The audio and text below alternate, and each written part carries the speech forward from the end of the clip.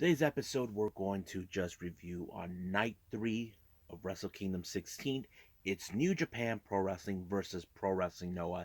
These are two companies that have been familiarized with each other. If you're not a fan of both of them or just one or the other, it doesn't matter. This was a pretty good event. And also a little bit of the news updates regarding a former Actwres girl who just made her appearance in Stardom. So, let's get ready for another episode of the Deleted Wrestle Zone. Are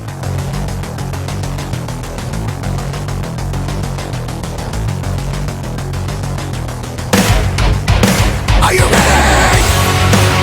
Get up, get up! Get up, get up! Get up, get up! Get up, get up! Get up, get up! Get up, get up!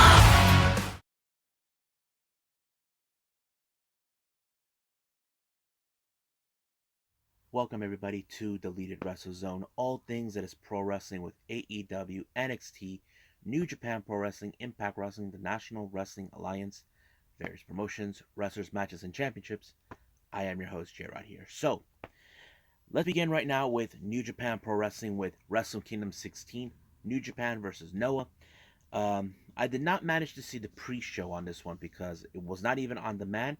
Some of you probably were thinking the same thing too, and I thought it was going to be, you can see it on the Watch Pro Wrestling Live. They said there was only 10 minutes that was never accounted, but there will be a new release version of it. But however, it was released on Abema TV, which is where they broadcast certain stuff. I don't know how that works, and I'm not going to even try to understand that much. So the pre-show had two of the like up and comer wrestlers in training. We got Koza Fujita, who represents New Japan, taking on what's his name, Yatsukata Yano from Noah, and this match ended in a time limit draw of 10 minutes. So basically, no one won on this one. Then we got another pre-show match. We have Funky Express, consistent of Akitoshi Saito, King Tani, and Mohamed Yane, taking on Yuji Nagata, Satoshi Kojima, and Hiroshi Tenzan. So basically, it was another match where New Japan won this particular match as well. I'm assuming that it was possibly Tenzan who picked up the victory. Now, our first match was a standard 10-man tag team match. We have the members from Noah, Daika Inaba, Daisuke Irada, Hajime Ohara, Kinya Okada, and Yoshihiki Inamura, all of them from Noah, versus Master Wato, Ryusuke Taguchi, and three members of Chaos, Yoshihashi, Tomohiro Ishii, and Hiroki Goto. Now, this was a pretty good match, but however, I think the best moment on this one is, of course, Ishii and Inamari. They're two of the most powerhouses. You got a veteran and a much younger person. They're like almost the same. But who is the most strongest one of both? Well, I can say they're about equal, but if I have to bet, I'll go with Ishii because he's like an animal. He's a pit bull, you know? That's why they call him the Stone Pit Bull. But it was Yoshihashi who picked up the victory when he pinned Okada in this one. Not Kaguchika, Kinya Okada. But yeah. Next up, we got, of course, two of the most decorated junior heavyweights in both their respective promotions. Show of New Japan, of course, a member of House of Torture, taking on Atsushi Korege. But once again, the antics of Show plays in its part, as always, using whatever he can do to cheat his way through, and that's exactly what he was doing. And sure enough, that's how he wins when he pulled off the, of course, the shock arrow, and boom, he won in that fashion. Next up, we got Bullet Club's Geto and Taiji Shimuri taking on members of Stinger, Hayata, and Seki Yoshiaka. Now, keep in mind, this is a real interesting part. It turns out, if you guys know this or not, Ishimori used to be in Pro Wrestling Noah. So basically, he's familiarized or does not familiarize with these two guys. So anything could happen. But however, it was Hayata who picked up the victory when he pinned Geto. So basically, Geto was the weakest link in the group. Now we got another pair of bit of the junior heavyweights in this bout. We got Los Perros del Mar de Japón, consistent of Nosawa Run Guy Yohei taking on Suzuki Goons, Doiki and El Desperado. Now, these guys have a similar trait. These guys actually wrestle down in Mexico. There's a bit of the flair of Lucha in it in some aspect. So, but however, I was enjoying this match a whole lot. But it was Despy who picked up the victory when he put Rongai in, of course, the Pinchy Loco and 1, 2, 3. That's one for New Japan. Next up, we have a very interesting match. We were originally supposed to have Kenta in this match. It was Segura Gun, consistent of Kazushi Sakuraba and Takashi Segurai. Turns out he picked there is a mystery partner, and the mystery partner, well, I did not expect it, but some of the connections may or may not make sense to you. And it was none other than Toru Yano. Now, you probably ask yourself, did any of these two guys have a connection with Yano, or did he call them for a favor? Actually, that's the thing. It was Yano confessed. No, it was Sakuraba who actually told he was the one who called Yano, saying that he wants him in. Reason is, it turns out that Sakuraba is in fact was a former member of Chaos. Now they're debating was he in it or not. Probably it doesn't matter, but he was in it and it fits perfectly. And their opponents is none other than Suzuki Gun, which is Taka Michinoku, Taichi, and Minoru Suzuki. But here's the kicker: both Segurai and Sugiura and Suzuki, they're about the same type of way. They hate each other.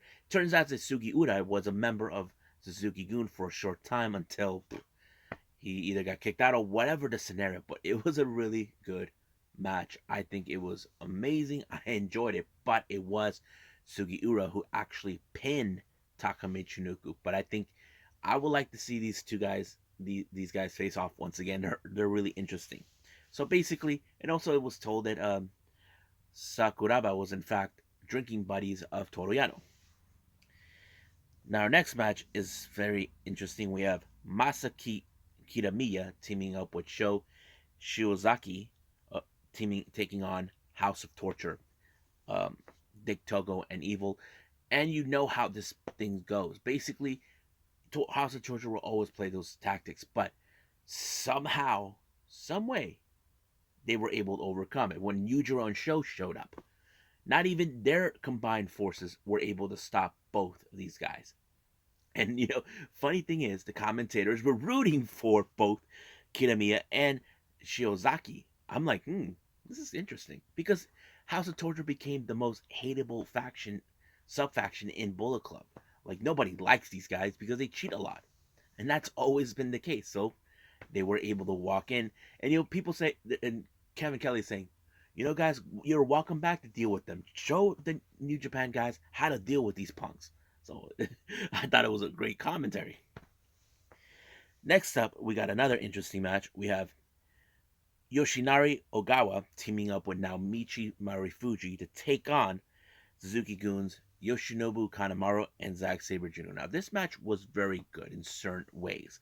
The reason I say this is, of course, if you guys know this, Kanemaru originally came from Pro Wrestling Noah. Zack Sabre Jr. had been in Pro Wrestling Noah before, but basically these guys are familiarized with each other. But it was Naomichi Marufuji that picked up the victory when he took out Kanemaru, when he even tried to use the whiskey on him. So that's how it works. So Marufuji was the one who picked up the victory for his team. Next up, we got, this is a very interesting 10-man tag team match. We have the anti-establishment teams. We have Kongo, consistent of Leiha, Tadasuke, Manabu Soya, Keno, and what's his name again? Oh, yeah, Katsuhiko Nakajima versus Lij, Bushi, Hiromu, Shingo, Sanada, and Tetsuya. This was one of the most amazing matches because here's the thing: Keno, he was the one guy who yappy all the time. He's always talking. But here's the interesting part: Keno wanted a piece of Tetsuya Naito. Nakajima wanted Shingo. So basically, it was a dynamic, but it was a pretty good match. But however, the biggest mistake was Tadasuke, who thought he could take on Shingo, but unfortunately, Shingo took him out with the Pumping Bummer and the Last Dragon. So That was his mistake. But the real question is, will this feud between Kongo and Lij continues, or is mostly going to be Keno? We don't know. So I would like to see that rematch somewhere down the line.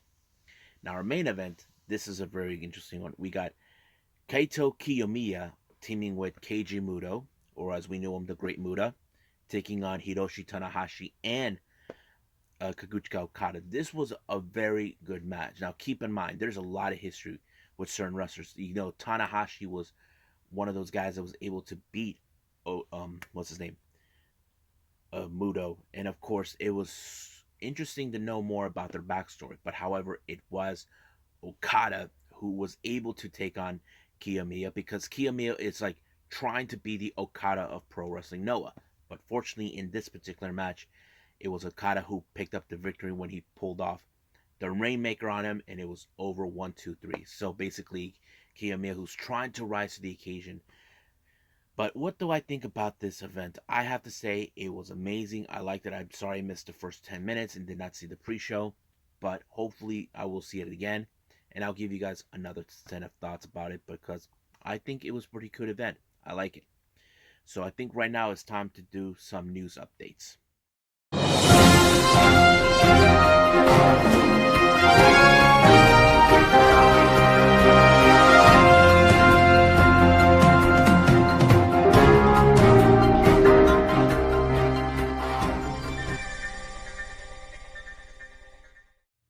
Okay, so this one is a follow-up after the recent events coming up from Actwres girls. As you know, certain girls left the promotion to form their own units that will be working outside of other independent promotions or whatever.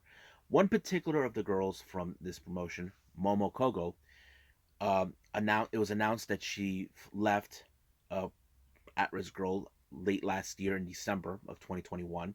There was no official plans what she was going to do. It was no indication whether if she's going to be joining a promotion. I do know she made appearances in Ice Ribbon, and if you guys know this or not, she and two other girls from Ice Ribbon, Fujimoto and Aruka actually ended up going to do an excursion in Mexico along with Momo. It was a pretty good one. But the question was, what was Momo gonna do? So it was now announced, or should I say, it was a surprising move that Momokogo appeared on the latest event of Stardom in Korakuen Hall, where they made their return again, and she was saying that she's there to, make an appearance and all that. However, this is where it gets interesting.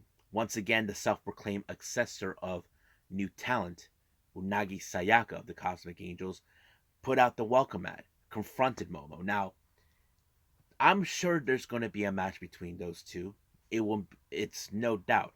But however, I'm not going to speculate, but there is a common theory I'm going to have, but I'm not going to wait until that happens, but I'm going to say it anyway. The reason I find this interesting was because this is the same thing that happened with Mai Sakurai and Waka Tsukiyama. And the reason I say that, these two ladies, both Waka and Mai, originally came from At-Risk Girls. And they both were challenged by Unagi. And of course, and both of them were recruited to join Cosmic Angels. Now, the reason I say this, I wouldn't be surprised down the line that Tam Nakano, who actually will recruit her. Now, the reason you guys tell me why would I think that? Simple. If you guys know this or not, Tam Nakano originally came from At-Risk Girls before going to Stardom. So that kind of plays out in its own way. So it wouldn't be surprising me. And you probably asking me, what about Mina and Unagi? Where they originally from? Well, those two came from Tokyo Yoshi Pro. The only person who was new from that particular promotion was Mirai, but she's currently in DDM. But like I said, it would not surprise me if Tam Nakano recruits Momo. And if it does, we'll see more expansions, because the reason I put this out is because recently we have been seeing more girls coming from the Yoshi Wrestling promotions who are now migrating to Stardom. There was some did expect that they would go, but it didn't happen that way. But we'll just wait and see what's going to take place. So I will keep apprised to that. And as you know, I'm still trying to catch up with a lot of the Stardom shows. I'm a little bit behind from that, but right now I'm just going to give what I got. So I believe it's time for me to call it a day. Well, I hope you guys really enjoy this episode, me reviewing. Now, originally I was going to have Stardom, a review of one of Stardom's past events, the finals of the 5-star Grand Prix. I may do that at another later time, but right now this is what I got for all of you.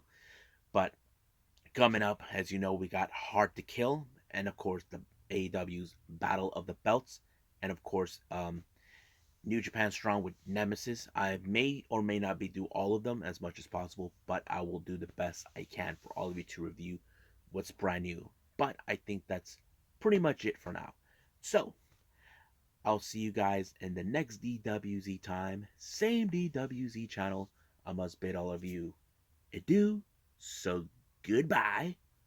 Mwah. And have a nice day.